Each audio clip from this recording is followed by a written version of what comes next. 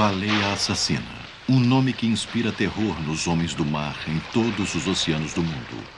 Os romanos a chamaram de orca, que significa o demônio do inferno. Na realidade, ela é um golfinho, o maior de seu grupo.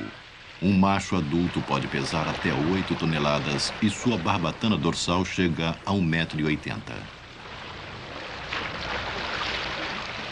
A orca é um predador formidável. Como os lobos, às vezes caça em grupos. Frequentemente, os marinheiros contam ter visto grupos de orcas atacando baleias com até 10 vezes o seu tamanho. Neste raro filme de arquivo, uma baleia azul é perseguida e mortalmente ferida em Baja, na Califórnia. Apesar de não atacar as pessoas nem a vida marinha indiscriminadamente, existe alguma coisa estranhamente aterrorizante nestes animais grandes, eficientes e mortais. Até agora, nenhum homem foi morto por este chamado demônio das profundezas, e milhares de pessoas se reúnem diariamente para assistirem os shows das baleias assassinas nos vários aquários da América do Norte. Não é o medo, mas a fascinação que atrai as multidões.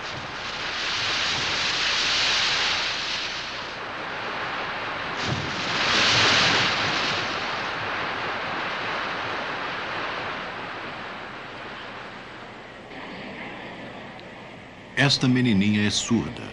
Ela se comunica pela linguagem dos sinais e está dizendo, eu te amo. Em cativeiro, esta baleia demonstra charme e inteligência. Na natureza, ela é um matador rápido e eficiente.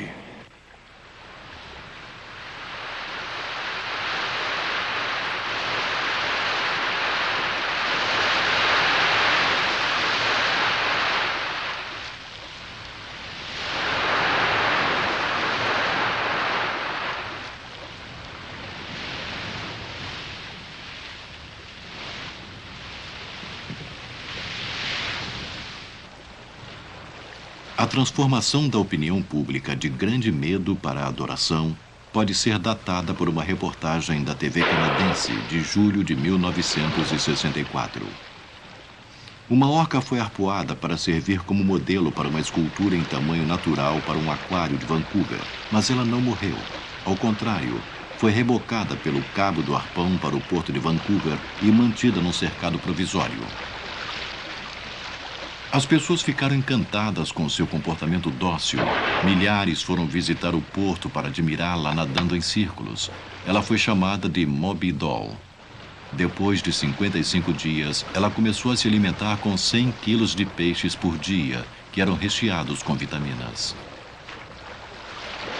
Os cientistas ficaram impressionados com as vocalizações complexas da baleia. Nesta entrevista, o Dr. Newman diz que a baleia emite diferentes tipos de chamados.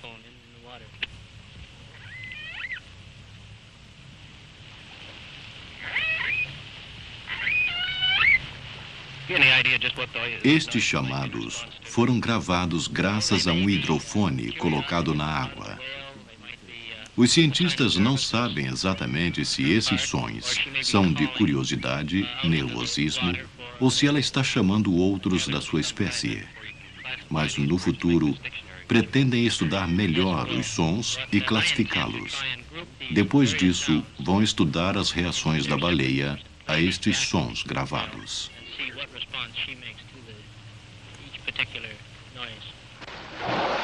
Depois de 88 dias em cativeiro, Moby Doll morreu. A autópsia revelou que ela era um macho jovem. Vozes como a sua ainda podem ser ouvidas em mar aberto, próximo à costa da ilha de Vancouver. No Estreito da Geórgia, pesquisas subsequentes construíram um perfil da baleia assassina, não como terríveis predadores, mas como mamíferos sociáveis com voz e que vivem em grupos familiares complexos chamados bandos.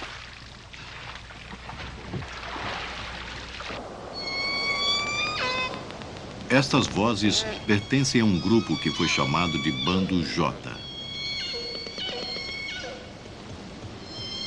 Cada grupo tem seu próprio dialeto. Nesta área, ao sul da ilha de Vancouver, existem 3 bandos residentes que totalizam entre 80 e 90 baleias. O dialeto do bando J é muito semelhante à voz de Moby Doll gravada em 1964.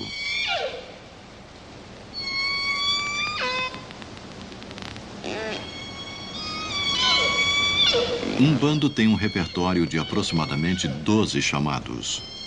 Um chamado feito por um dos animais normalmente é recebido e repetido pelos outros. Embora sua linguagem ainda permaneça um mistério, podemos reconhecer vários dialetos distintos. Este é o lugar onde Moby Doll foi arpoada há mais de 30 anos, e este é o grupo a que ela pertencia.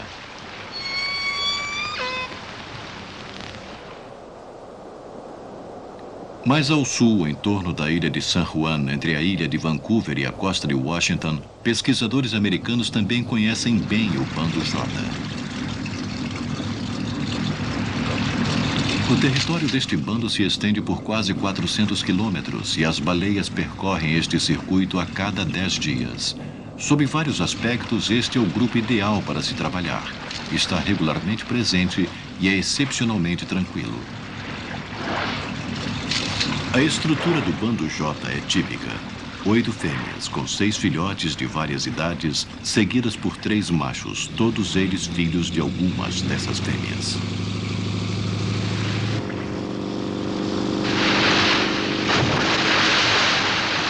Esta maneira de saltar, tirando todo o corpo para fora d'água e mergulhando com estardalhaço, é quase que com certeza uma atividade social para a comunicação com o grupo.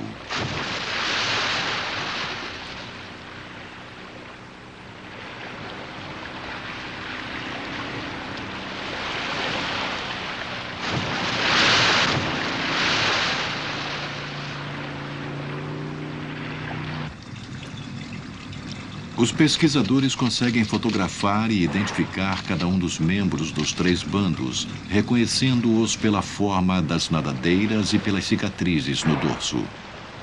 Esses registros fotográficos fazem parte de um acervo que permite que outros pesquisadores participem do trabalho.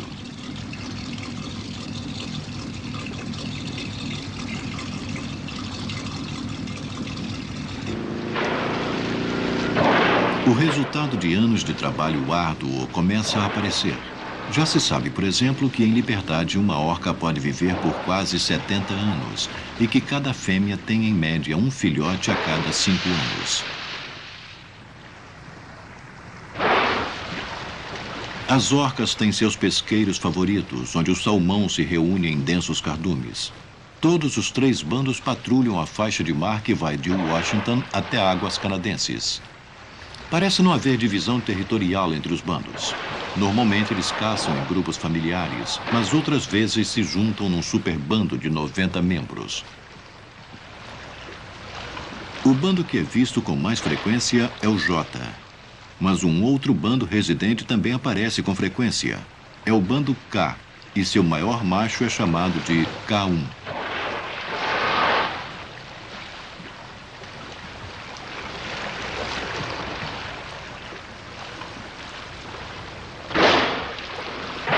Por todo o estreito de Haro, entre a ilha de San Juan e Vancouver, embarcações de passeio e penhascos proporcionam uma ampla visão das baleias que passam.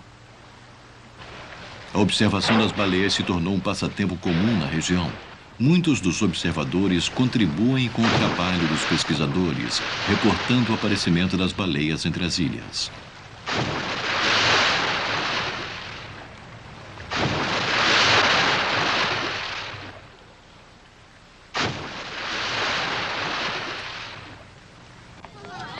Mas não é preciso viver perto do mar para ver as orcas. Hoje elas representam uma gorda fatia no show business, uma das maiores arrecadações da América.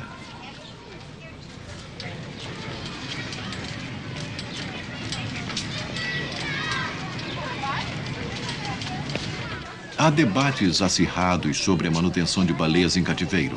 Algumas pessoas dizem que as baleias estão sendo exploradas para proporcionar divertimento. Por não tratarem as baleias da maneira certa, muitos aquários estão desacreditando todo o negócio. Das 127 orcas que foram caçadas e mantidas em cativeiro desde 1961, somente 35 estão vivas. Como resultado, A opinião pública se voltou contra a existência desses shows, mas existe o outro lado da discussão. Centenas de milhares de pessoas visitam o SeaWorld todos os anos para assistir o show das baleias. Enquanto os treinadores parecem arriscar suas vidas nadando com animais que poderiam facilmente matá-los, uma pergunta permanece: como isto é feito?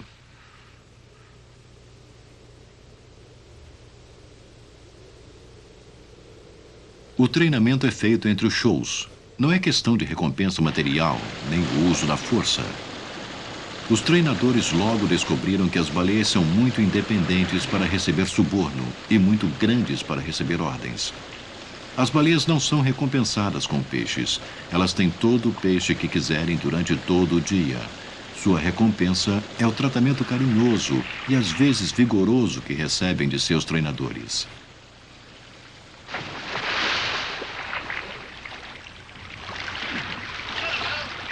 Alguns dos sinais parecem óbvios, mas a resposta é muito sutil e individual. Se uma pessoa qualquer gesticular assim para uma das baleias, ela entenderá perfeitamente o que se está pedindo, mas provavelmente não obedecerá. A baleia apenas responde aos sinais de uma pessoa que ela conhece e confia.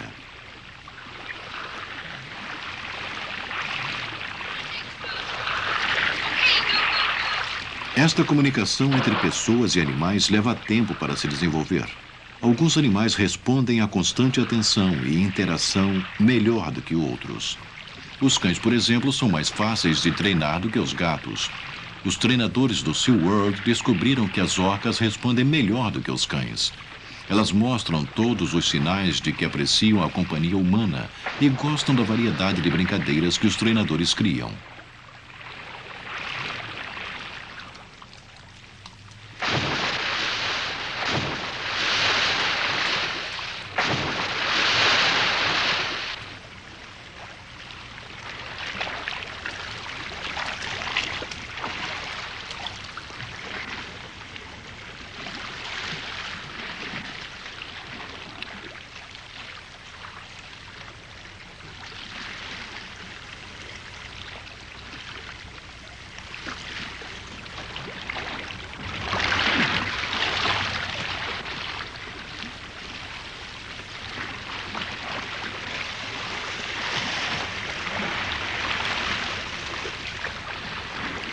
Os números que são criados nas sessões de treinamento quase todos são ideias das baleias. Elas mostram aos treinadores o que gostam de fazer, e essas ideias podem ser incluídas nos shows.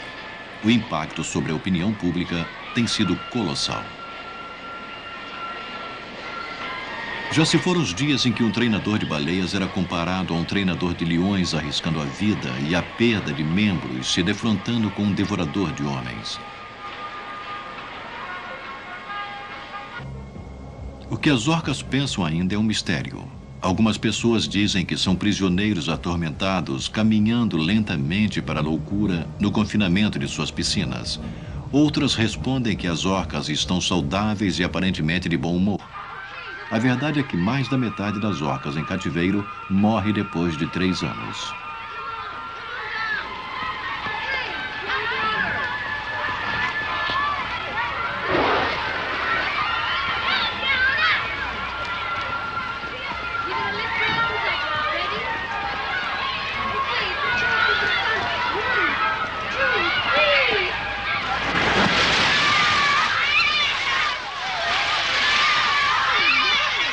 Sejam elas banidas ou encorajadas, os shows arrastam enormes multidões. Não há nada que possa ser comparado a uma baleia assassina nadando a toda velocidade numa piscina.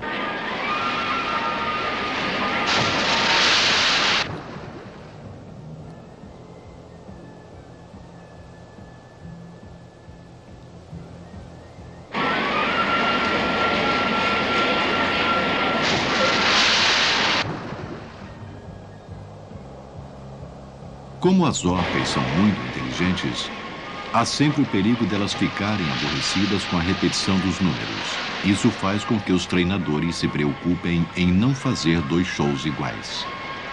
Este número em particular Foi criado por uma baleia durante uma sessão de treinamento e um ano depois incluído no show.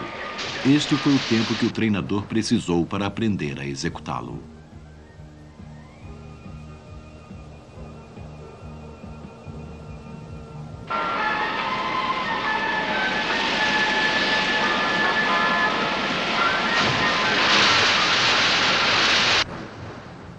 Todos os números ou comportamentos, como eles chamam, vêm do comportamento natural das baleias e apenas são estendidos ou exagerados além da duração normal.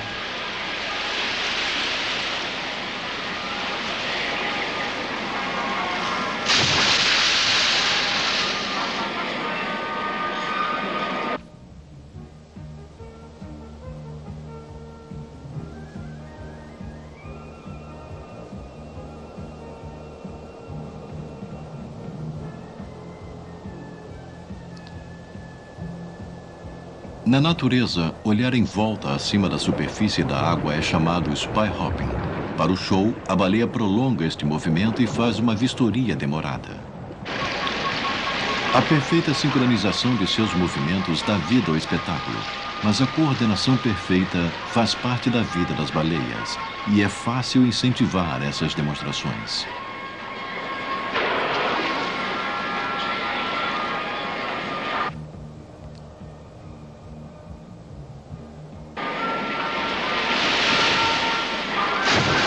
Os shows de baleias transformou os sentimentos das pessoas em relação às baleias, de medo para a admiração. Isso beneficia a espécie, mas muitos amantes das baleias recém-convertidos afirmam que é um crime capturar as baleias livres e confiná-las para o resto da vida numa pequena piscina. A solução é criar um programa de reprodução em cativeiro. Mas as orcas são difíceis de se reproduzirem em cativeiro. O SeaWorld é um dos poucos aquários a ter êxito nesta empreitada. Eles acreditam este sucesso ao bom relacionamento entre baleias e treinadores.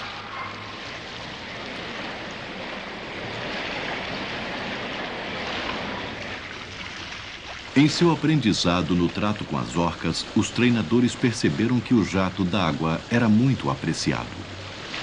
A orca mostrou ser um animal sensual, com uma pele fina e sensível que responde a um contato suave. Elas parecem gostar tanto da mangueira quanto um gato gosta de ser afagado.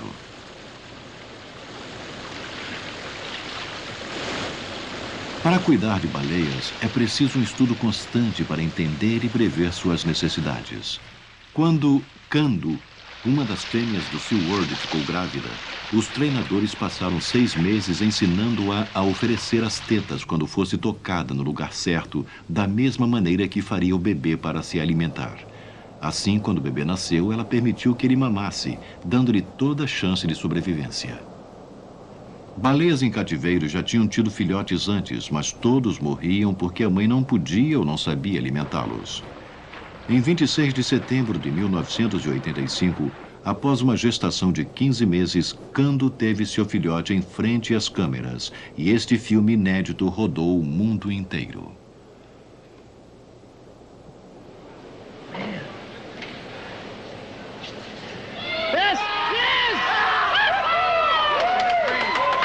O filhote foi chamado de Baby Shamu, como seu pai. Ela respirou pela primeira vez sem ajuda. E logo estava nadando vigorosamente em torno da piscina para a satisfação da equipe do SeaWorld.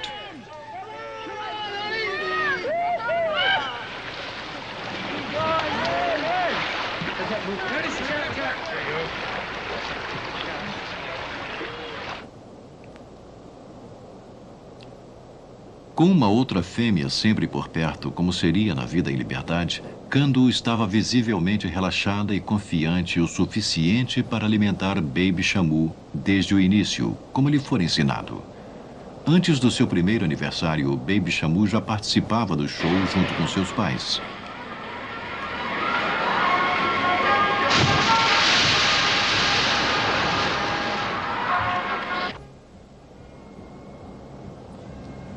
Ela não teve muito o que aprender. Como todo bebê baleia, ela imitava tudo que os adultos faziam.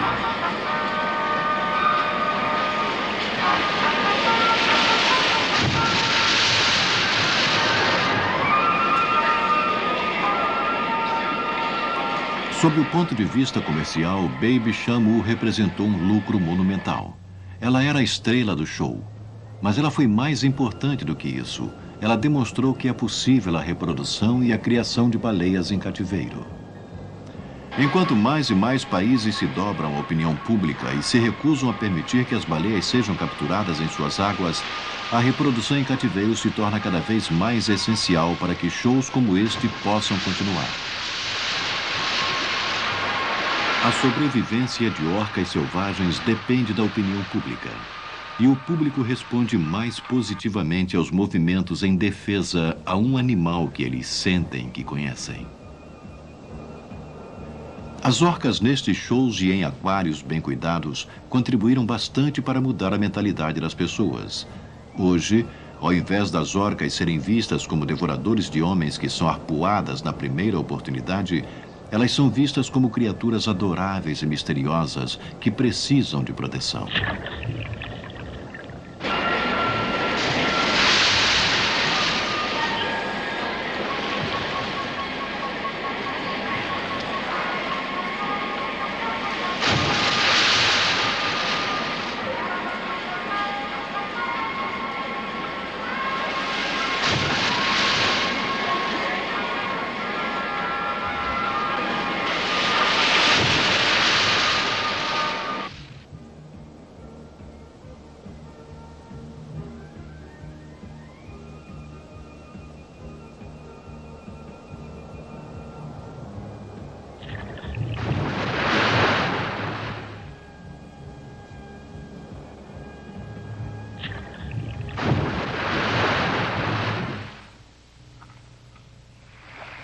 A influência da opinião pública tornou-se um trunfo poderoso nesta baía remota no norte da ilha de Vancouver.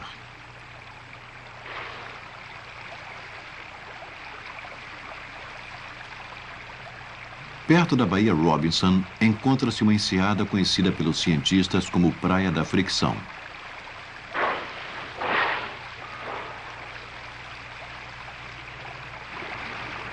É um lugar mágico e palco de algumas atitudes muito misteriosas.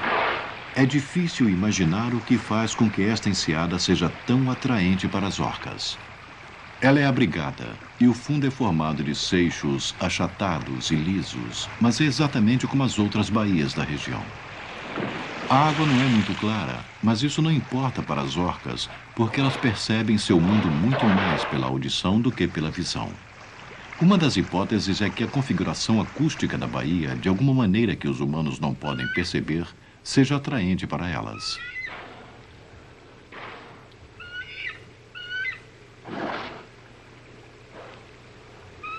Algumas chegam de lugares próximos e outras vêm de muito longe diretamente para a enseada.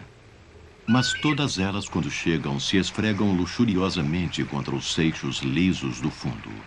Debaixo d'água, suas formas fantasmagóricas deslizam vindas da escuridão com movimentos lentos, mas deliberados.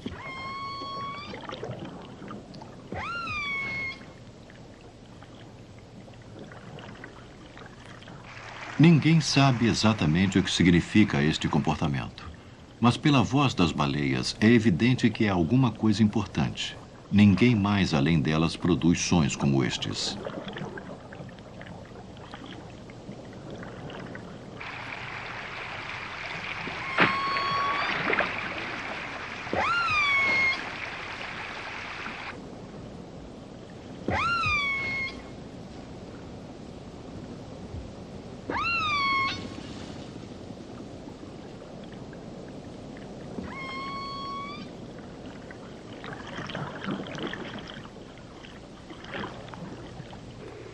Em 1979, uma nova rodovia foi aberta para o serviço de derrubada de árvores no norte da ilha. Os troncos eram extraídos para serem usados como material de construção e a polpa da madeira para fazer papel. A derrubada total do mato nas encostas próximas era uma terrível indicação do que poderia acontecer na Baía Robinson. O único som que as orcas faziam no lugar tinha um barulho contínuo ao fundo.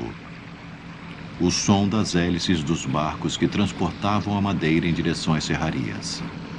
De repente, se tornou urgente proteger a Praia da Fricção da indústria. E a opinião pública veio ajudar. Depois de um processo longo e exaustivo, a praia agora está protegida. Existe um projeto que logo se tornará lei, que proíbe a extração de madeira numa extensão de 4 quilômetros de cada lado da Praia da Fricção e de 500 metros para o interior da ilha.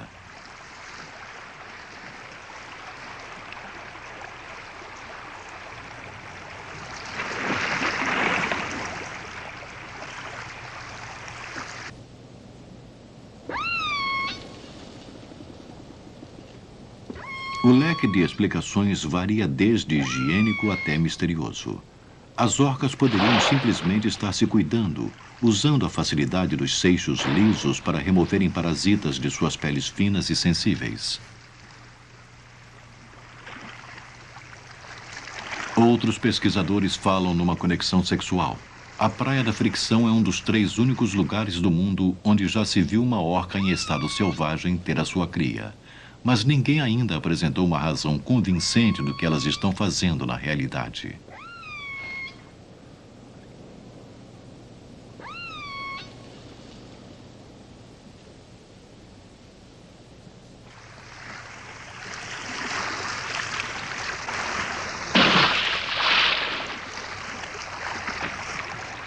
Qualquer que seja esta razão, a suspensão dos trabalhos na Praia da Fricção é uma vitória para os estudiosos das orcas, os amantes das orcas e, é claro, para as próprias orcas. Há 25 anos, sem dúvida alguma, a extração da madeira poderia ter continuado e as orcas seriam sistematicamente exterminadas para proteger os madeireiros. Em 1955, a Marinha dos Estados Unidos usou metralhadoras para massacrar centenas na Islândia para proteger a indústria pesqueira. Hoje, depois da mudança da opinião pública, atos como este seriam totalmente inconcebíveis.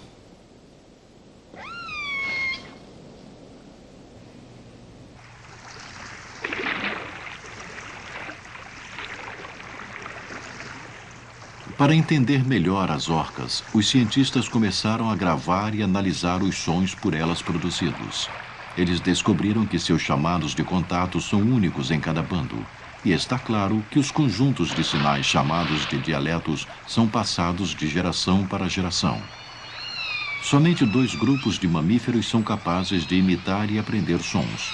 Um é o grupo dos golfinhos, onde se inclui as orcas, e o outro é o grupo dos humanos.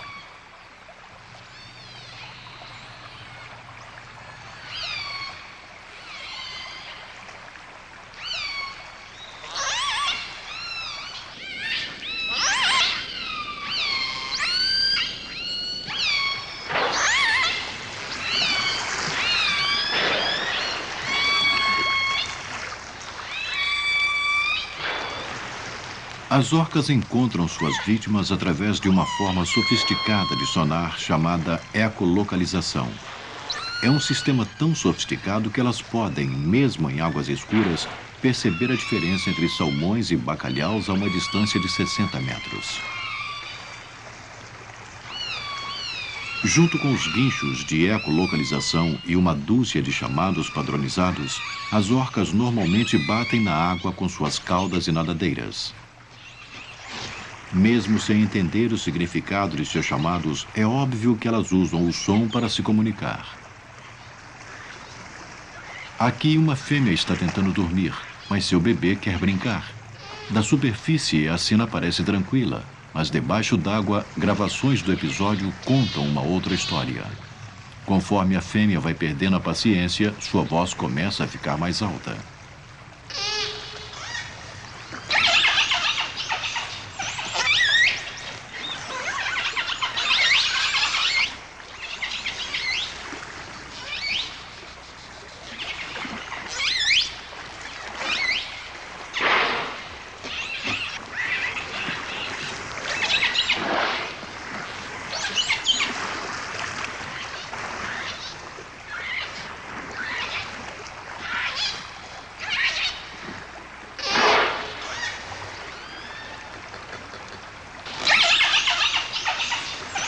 As orcas são conhecidas por usarem o castigo.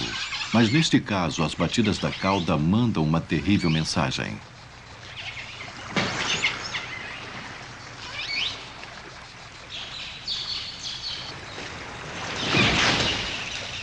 Tentar interpretar o que as orcas estão dizendo é um desafio. Seu mundo é tão diferente que o sonho de traduzir a sua linguagem para a linguagem humana deve continuar sendo remoto.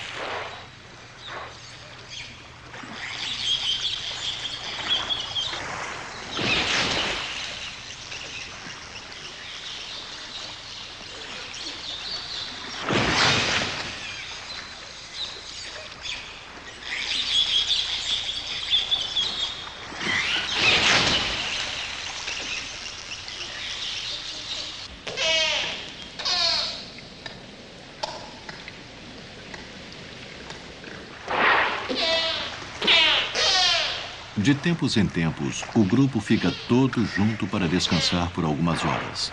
Elas repousam com preguiça na superfície, respirando a cada 30 segundos mais ou menos e murmurando uma para a outra em voz baixa.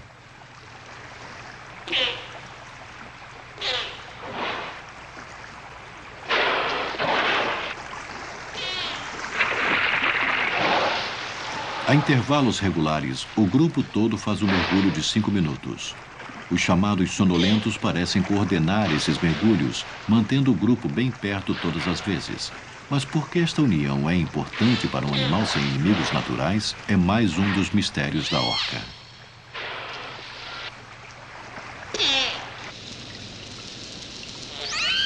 Quando o grupo se encontra com salmões, as vozes e o comportamento mudam abruptamente. O grupo se divide em pequenos grupos que atacam no que parece ser uma luta desordenada por comida. Os chamados podem ser simplesmente excitação, ou também podem servir para manter as orcas em contato umas com as outras. Alguns indivíduos podem se afastar quilômetros do grupo na excitação da caça.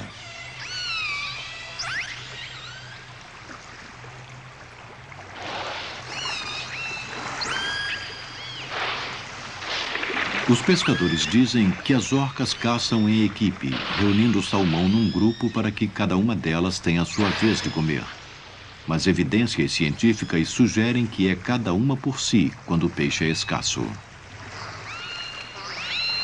Perto das praias do Alasca, enormes cardumes de salmão voltam para seus rios de origem a cada verão.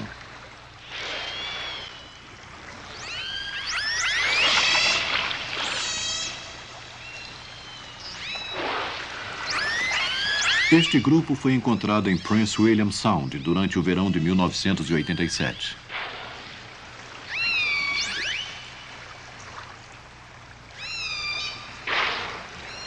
Na superfície é um lugar silencioso, mas embaixo d'água toma vida com os chamados do grupo para comer e os ruídos e zumbidos de seu sonar.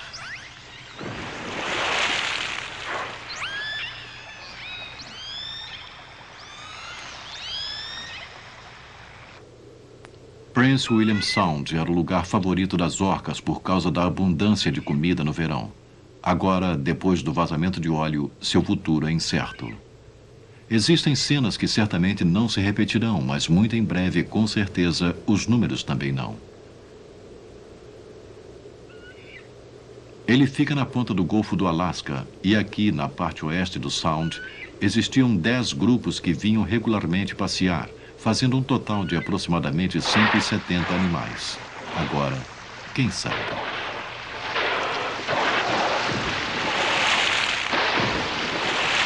Parece que alguns grupos passam o verão inteiro no Sound e outros apenas o visitam rapidamente. Em outras épocas do ano, os mesmos grupos têm sido vistos desde perto da ilha Kodiak, no oeste, até o sudeste do Alasca, uma faixa de alimentação de quase 1.200 quilômetros. O trabalho de acompanhar e fotografar as orcas do Alasca levou à identificação de alguns residentes, que são os grupos que são vistos ano após ano na mesma área do Sound. Como as orcas vão para o sul, elas se mantêm em contato enquanto viajam, não apenas pelos chamados, mas também fisicamente. As orcas não são os únicos predadores do salmão. Durante o curto período do verão, os barcos de pesca também estão trabalhando. Os pescadores que usam redes de arrastão dizem não ter problemas com as orcas. Os que usam espinhel afirmam já terem visto orcas tirando peixes dos anzóis. Em face da competição, eles revidam. A marca branca na parte da frente da nadadeira é um furo de bala. Evidentemente, a grande transformação nas atitudes humanas em relação às orcas ainda não está completa.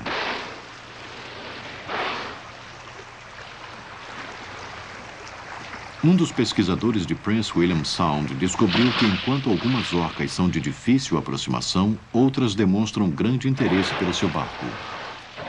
Uma jovem fêmea apelidada de Bubbles faz visitas frequentes quando o barco de pesquisas passa. Os observadores de baleias de toda a costa da América do Norte conhecem um outro tipo de grupo de orcas, mais bruto.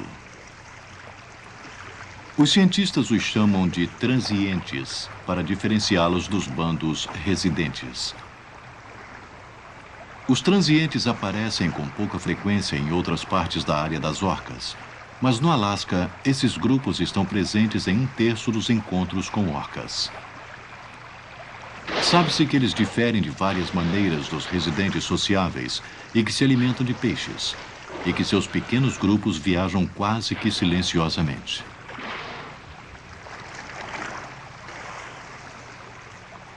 Suas vozes, quando chamam, são bem diferentes das vozes dos residentes, mas na maior parte do tempo eles se movem sem emitir sons por uma boa razão. Eles se alimentam principalmente de outros mamíferos marinhos. Sua presa principal tem orelhas. Sua atitude típica é se esgueirar nas costas, procurando nas baías por focas descuidadas. Elas podem cobrir grandes distâncias. Um bando foi visto no Alasca em junho e 3 meses depois nas Ilhas San Juan, que ficam a quase 1.500 quilômetros de distância. Os transientes são os maiores e mais ferozes predadores do mar. Aqui em Baja, Califórnia, um grupo deles foi visto atacando uma jovem baleia azul. Uma cena violenta e sangrenta, raramente reportada, mas nunca vista antes na televisão. Cenas como estas foram responsáveis no passado pelo medo que os marinheiros sentiam das baleias assassinas. Se elas podem arrancar grandes pedaços de uma baleia azul, um nadador não teria a menor chance. Os mergulhadores têm mais medo da orca do que dos tubarões, apesar do único ataque confirmado de uma orca contra um humano ter acontecido com um surfista da Califórnia. Provavelmente ele foi confundido com uma foca, mas a baleia recuou imediatamente quando percebeu o engano. O surfista escapou sem grandes ferimentos. Os cientistas recentemente descobriram que os residentes, assim como os transientes, capturam e comem mamíferos marinhos caso o peixe se torne escasso, e de uma maneira espetacular. Em Punta Norte, extremo sul da Argentina, as orcas patrulham a praia à procura de peixe. Elas podem chegar bem próximo da terra, porque a praia se inclina abruptamente a uma profundidade suficiente para que elas possam nadar. Todos os bandos desta região foram identificados através das mesmas técnicas utilizadas pelos pesquisadores americanos, que se baseia na observação das cicatrizes das nadadeiras e da forma da mancha dorsal.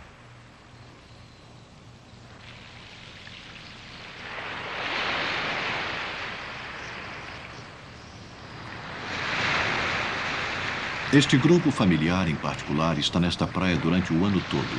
Ele é composto de 3 membros, a fêmea, um filhote e um grande macho adulto com a nadadeira levemente encurvada. O macho sempre vem à praia em busca de peixe, enquanto os outros ficam esperando a uma distância de 500 metros.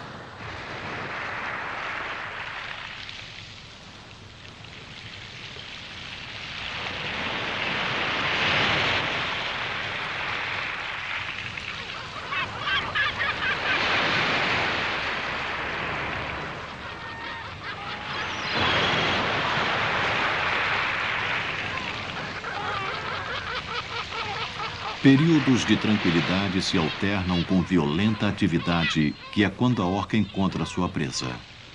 As gaivotas voam em círculos à espera dos restos.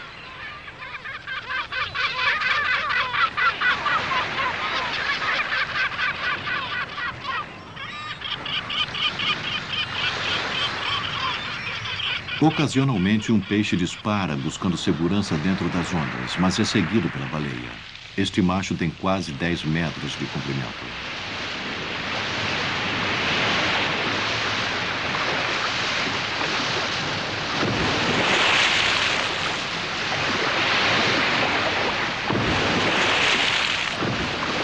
Perto dali, leões marinhos estão a salvo, mas visivelmente alarmados. A praia é inclinada e as ondas fortes permitem que a orca retorne facilmente à água.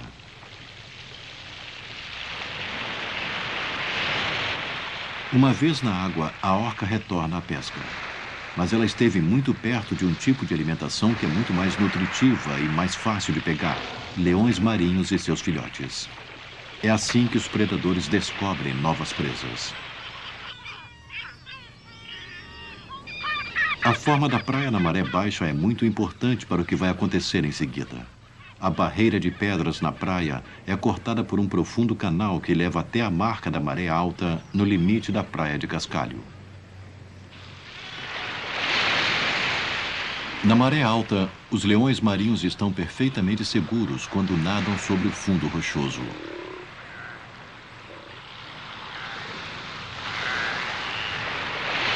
Mas é bom que eles saibam exatamente onde estão. Se eles se afastam do canal ou ficam nas ondas que estão entrando, o sonar da baleia vai detectá-los.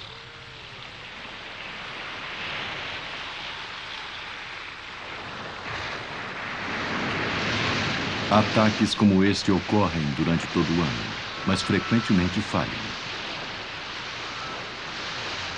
Apesar desses ataques terem evoluído por acaso da técnica de pesca próximo à praia, agora quase todas as orcas da Patagônia caçam desta maneira.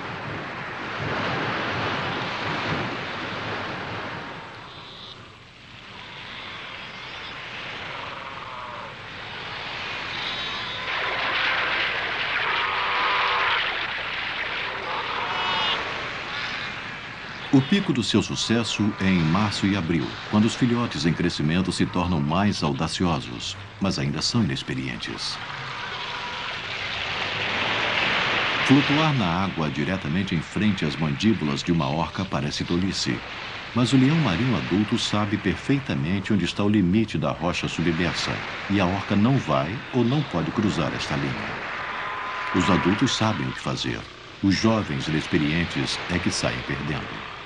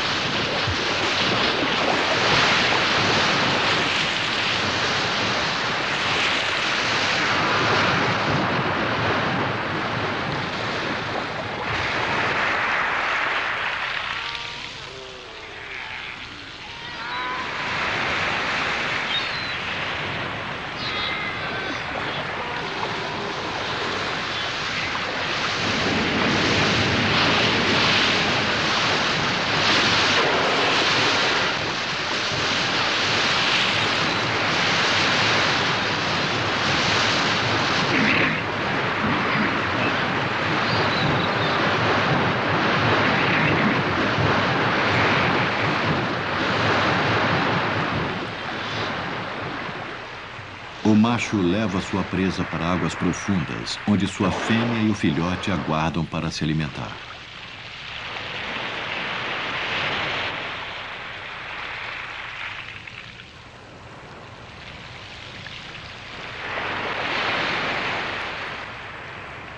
A fêmea também vem até a praia, mas quem caça sempre é o macho, e várias vezes por dia durante a estação de reprodução dos leões marinhos.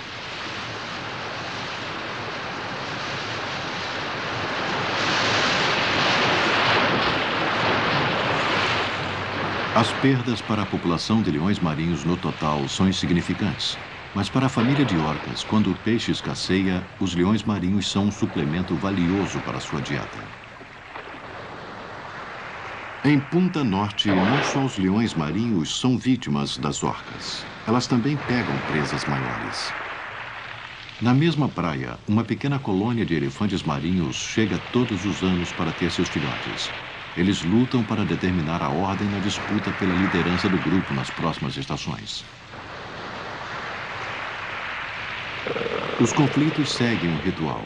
São ensaios para as lutas verdadeiras que acontecerão em 2 ou 3 anos, quando o macho mais velho terá o direito de acasalar com todas as fêmeas que ele puder defender.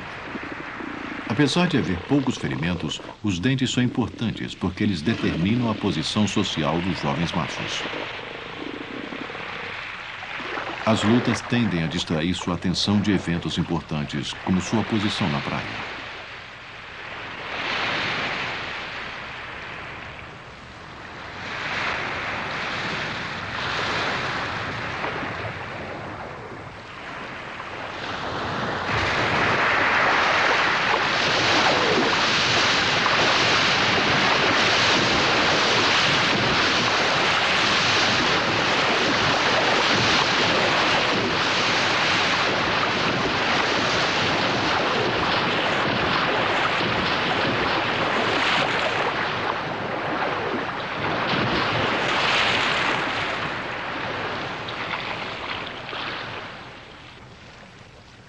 Vejamos novamente o ataque em câmara lenta.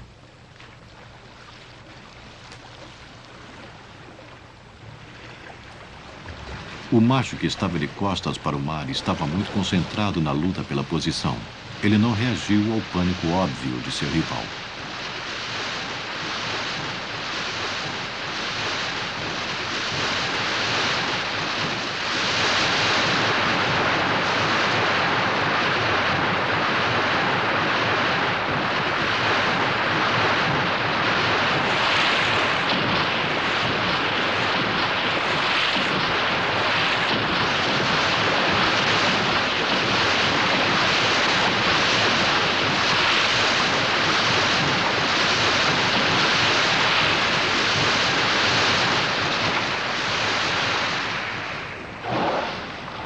A orca leva sua presa ainda viva para sua família a 400 metros mar adentro.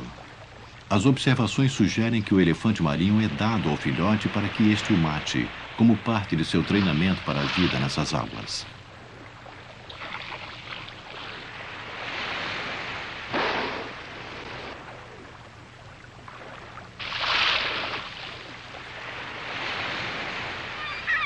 Geralmente, são os transientes os verdadeiros matadores. Mas aqui os bandos residentes procurando peixe também aprenderam a pegar focas.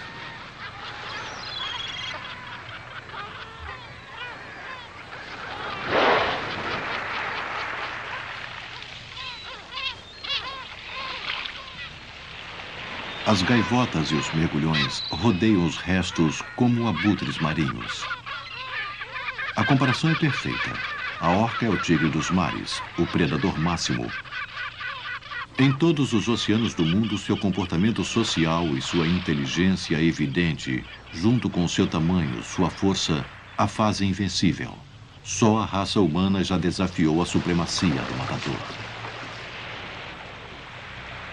Como o tigre, o leão e o urso polar, a baleia assassina foi erroneamente julgada pela única espécie que é incapaz de aceitar o seu domínio em um ambiente estranho.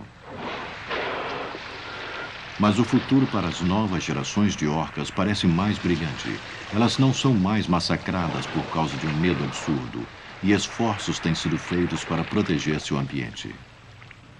O respeito e a compreensão por esta criatura magnífica não são novos. O povo que melhor conhece as orcas são os índios americanos do Nordeste do Pacífico, que as têm respeitado e considerado como aliado por milhares de anos. Um clã em particular usa a orca em seu tótem. Eles contam a história. Nats Laney era um grande e respeitado caçador que gostava de caçar com seus 3 cunhados. Os cunhados tinham ciúmes de seu sucesso. Eles o deixaram no Recife para que se afogasse quando a maré subisse. O mais moço dos cunhados não queria deixá-lo ali, mas não podia ajudar. Um pássaro apareceu e levou Nats Laney para um mundo secreto dentro do Recife. Lá havia pessoas que o colocaram numa bolha para que chegasse em segurança à praia. A esposa de Natslanei foi avisada e recebeu ordem de levar ferramentas para ele em segredo. Ele esculpiu um monstro de aparência ameaçadora que chamou Kit. Eu te esculpi para que você vingasse um erro cometido. 3 homens estarão numa canoa. Mate os 2 maus, mas salve o mais jovem.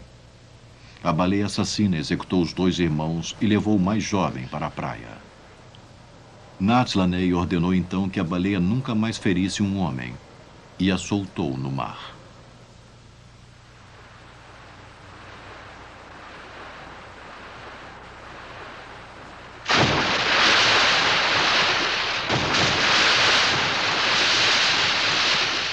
E até hoje, o mais assustador dos predadores do mar não desobedeceu à ordem recebida.